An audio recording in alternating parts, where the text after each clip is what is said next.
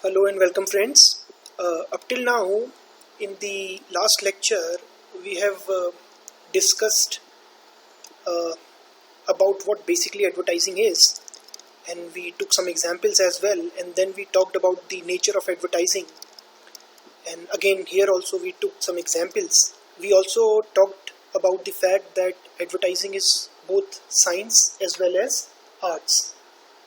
So, these are the things which we have covered in the last discussion. Now we are moving on to the role of advertising as far as marketing is concerned, right? So what role does advertising play as far as marketing is concerned? I hope you remember your discussion from the third semester wherein you studied marketing management. I hope you remember that there, as far as marketing mix is concerned, we have got 4 P's: product, price, place and promotion. And advertising is nothing but an element in promotion. In fact, it is one of the elements of the promotion mix. The other 4 elements, I hope you remember, are personal selling, direct marketing, sales promotion, and public relations. So within marketing mix, we have got the promotion, and within the promotion mix, we have got advertising. So this is something that you've already covered in your earlier semester. So I'm not going to get into detail of this particular aspect. But here now we will be discussing as to what specific role is played by advertising as far as the marketing word is concerned, as far as promoting your products, promoting your services, promoting your offerings is concerned. So I hope you remember the discussion about product life cycle again in the marketing management subject. So this is the product life cycle, and this is the introduction stage, then the growth, and then the maturity and the decline. I hope you remember that introduction is when the product is being launched into the market.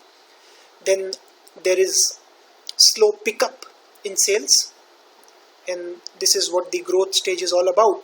And then the sales plateau, they stagnate.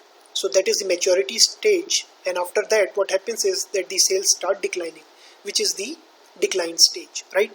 So how does advertising play a role as far as the various stages of the product life cycle are concerned? So let's have a look at what happens in the introduction. Now what is happening in the introduction stage? You are coming up with the product for the first time. It could be a new technology. For example, it could be a new technology. You might have come across various ads of the smart watches. The smart watches have only been introduced very recently. So this is what I mean by new technology. Or it could so happen that it is an existing technology, already established market, but you are a new entrant into that particular market. Say for example, you start selling your own biscuits. Now you would be a new entrant in this particular market.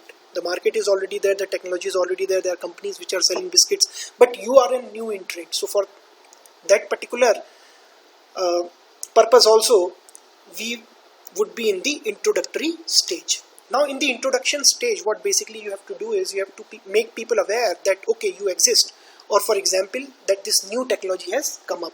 So basically the task is to create awareness, to generate awareness, and that is the job of advertising. So as far as the introduction stage is concerned, what do? We generate awareness about a new product or new technology that has come up, or about the new company which has just launched a new product in the market. So this would be the job reserved for advertising as far as the introductory stage is concerned. And then what happens in the growth stage? Now people know about your product. They are aware that okay, let's say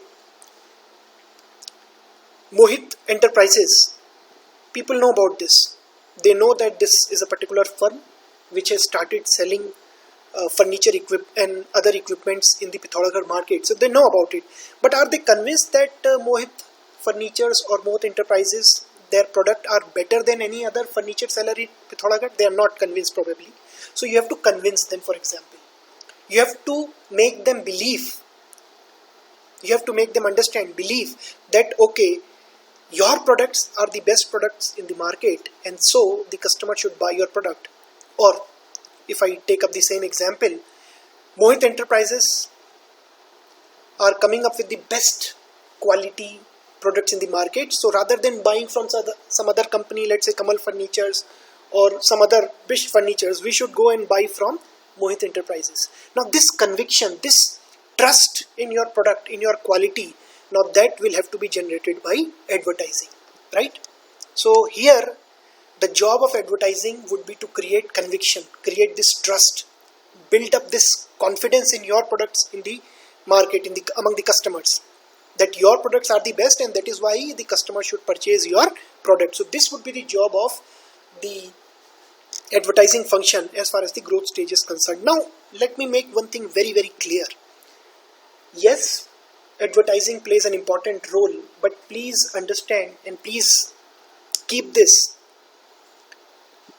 in your mind that no matter how wonderful your advertising campaign is, it cannot substitute for a good product. So if you do not have a good product in the market, it may so happen that your advertising people are doing wonderful. They are able to get you a lot of attention. They are able to generate a lot of awareness for you in the market. They are also able to convince people that okay, your products are the best. But ultimately, the product also has to be of good quality, because if the product is not of good quality, you may be able to sell for the first time, you would not be able to sell the product again. So the sales would never increase. So advertising, yes, it is a very, very important aspect, but again, your product has to be qualitatively a good product. It has to be able to satisfy the customer, because if it does not satisfy the customer, no amount of advertising is going to come to your rescue, right? So this is one thing which I wanted to make very clear to you. So I have mentioned it again. I've mentioned it here. I would not be probably mentioning it again. So you bear this in your mind, right? Now let us talk about what happens during the maturity stage. Maturity is when the rate of increase in the sales declines and then the sales have plateaued. Please understand, you see the flat curve here. The sales have basically plateaued, and after some point of time the sales would decline. Now how do you ensure that the sales keep increasing? They do not plateau out, they do not become flat. You have to further increase the sales.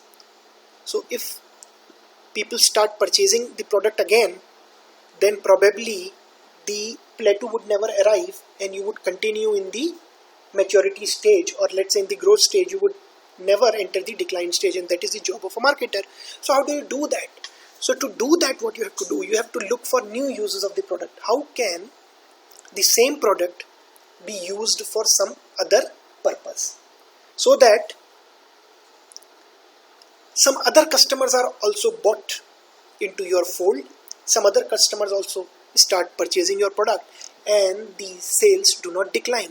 And this job again will have to be done by the advertising, right? So this is another role that the advertising plays in the maturity stage. Fine. Now let's talk about the other roles that that advertising plays. Now it also supports the pricing strategy. Have a look at the example that we have shown here. I hope you remember, I hope you are able to recognize the fact that basically this is a Big Bazaar ad, right? And I hope you remember that you have been to Big Bazaar while you were on your tour to Kashipur, right? Now Big Bazaar is known for everyday low pricing. They buy in bulk and then they provide handsome discount to their customers. So this is what their broad strategy is all about. So basically they are there to sell their products at lowest possible prices, and to also, while doing this, they should also be profiting from the whole business. So though they are selling at a low price, but they are still able to generate a handsome revenue, right? So this is their business model, and please understand, the advertising will have to support that particular strategy or that particular model. The strategy, the pricing strategy as far as Big Bazaar is concerned is pricing the product at a low point so that more and more number of customers come and purchase your product. And this is what this particular advertisement is depicting. Have a look at what has been said here. Sabse saste 6 din. So have a look at this particular word, sabse saste, right? So basically the advertising campaign should support your pricing strategy. This kind of word can never appear in a Mercedes ad, please understand, because Mercedes, the strategy is different. they're a premium kind of a product. Now 60, 70 lakh or maybe 3 crore, 2 crore. So this is the kind of the kind of price tags which come along with Mercedes. So naturally they are never going to use this particular word, sabse sasta, most economical. They are never going to use it. So your advertising has to go according to your pricing strategy. Remember this. Now again, advertising also helps you meet competition. It also helps you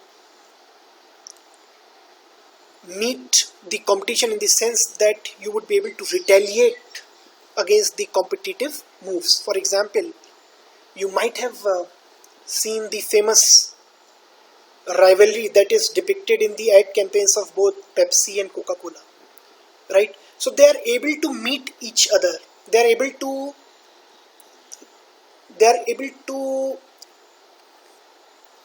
sustain themselves by coming up with those kind of ads which help them stay head and shoulders above their rivals. So they keep coming up with these kind of ads. So advertising should be able to help you overtake your competitors, overtake your rivals. You can take example of Dabur, Patanjali, the kind of advertising. I hope you remember the ads wherein Patanjali talks about how the various other brands which are bringing their edible oils into the market, these edible oils contain a lot of chemicals. And it's not as if the Patanjali products do not contain these chemicals, but through that particular advertising campaign, they are able to surpass their rivals in the market. So that is another job of advertising. Nurturing the corporate image. Many a times you don't advertise a particular product or a particular brand that you are selling. You come up with ads which are talking about the whole company. Have a look at this particular example that I've taken up here. Now it does not talk about a particular product that Reliance sells in the market. It does not only talk about the Reliance Jio. It does not talk about Reliance Petrochemicals. It does not talk about Reliance Energy. So it is basically talking about the whole group. So this is what we mean by nurturing the corporate image. And you would find that many a times these kind of ads are also used by the Aditya Birla Group. These kind of ads are also used by the Tata Group, wherein they are not talking about a particular brand that they are trying to sell in the market. They are talking about the whole company. They are talking about the whole conglomerate and not a particular business within that conglomerate. So in Tata ads also you would see that they are not talking about Tata Steel or let's say Tata Consultancy Services or let's say Tata Motors. They are talking about the whole group. So this is what we mean by nurturing the corporate image. So the whole objective is to create an image and sustain that image of the whole organization, right? So this can be another role that the advertising plays. Now steadying the demand. What do we mean? Now please understand, this is not study, S-T-U-D-Y. This is steady, S-T-E-A-D-Y. Steady means to level something out in the same manner, at the same speed. This is what steadying means basically. Now what do we mean by steadying the demand? And have a look at the example that I've taken here. Can you understand what this particular ad is talking about? 60% off end of season sales. Now basically this is some kind of, and it looks like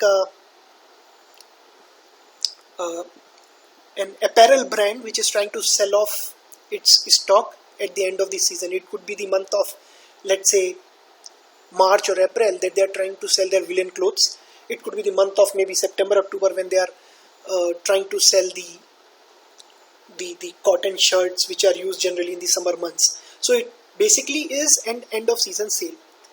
And what is the linkage between what I am saying here and what I am trying to show you here?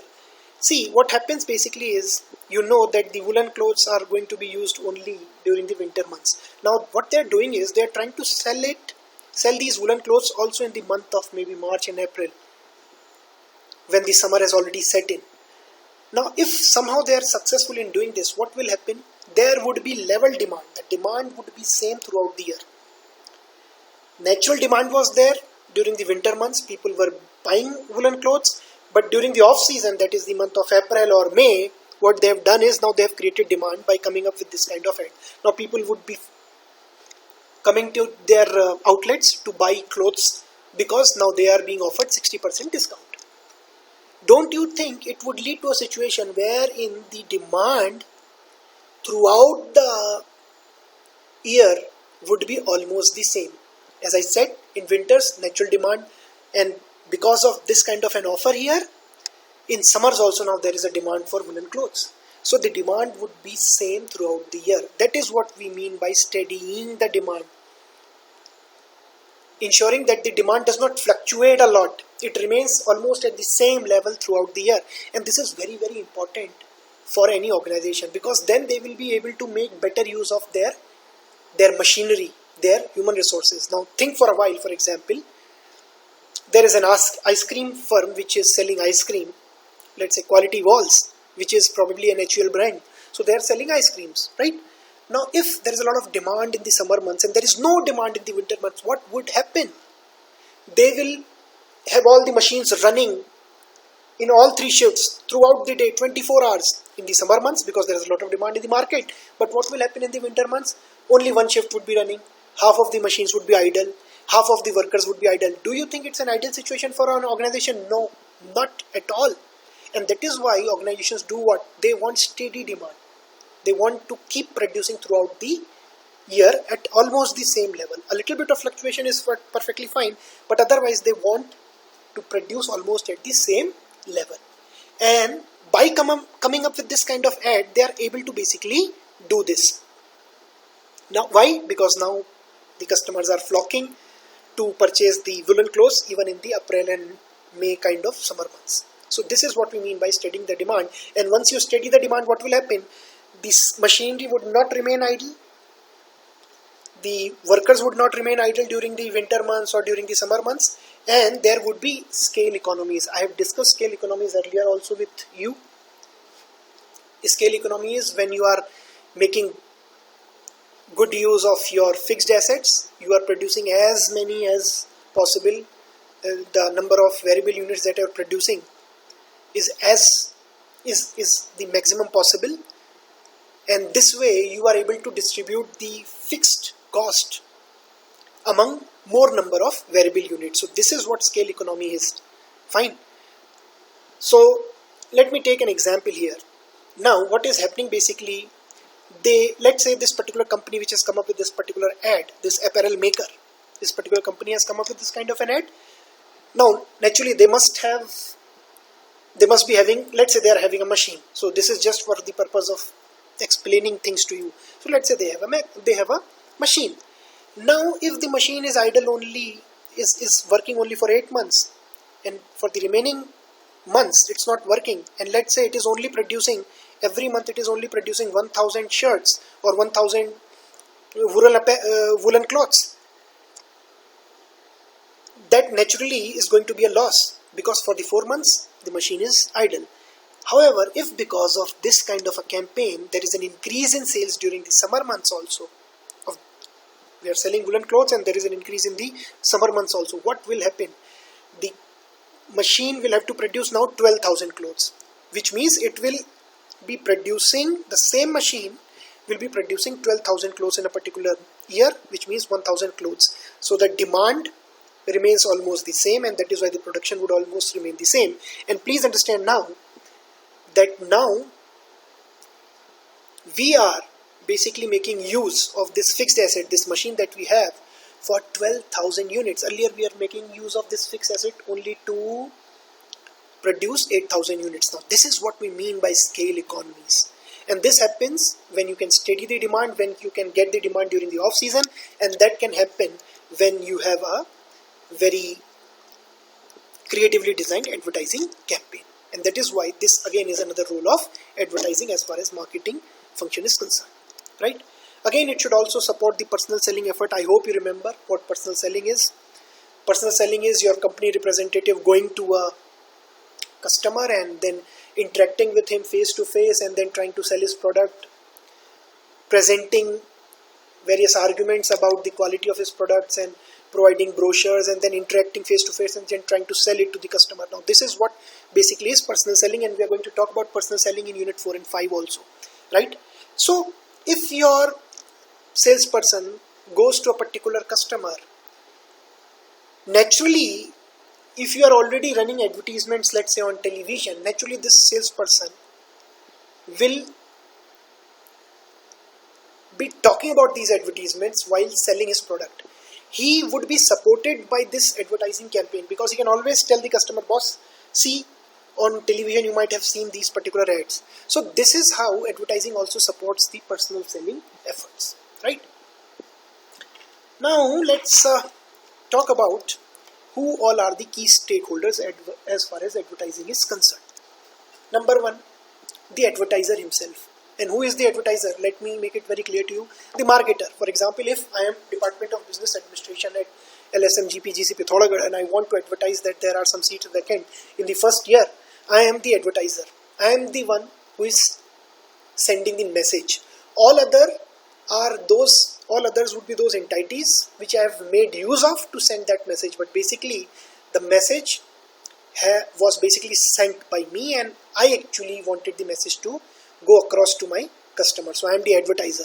For example, HUL, Hindustan Unilever Limited.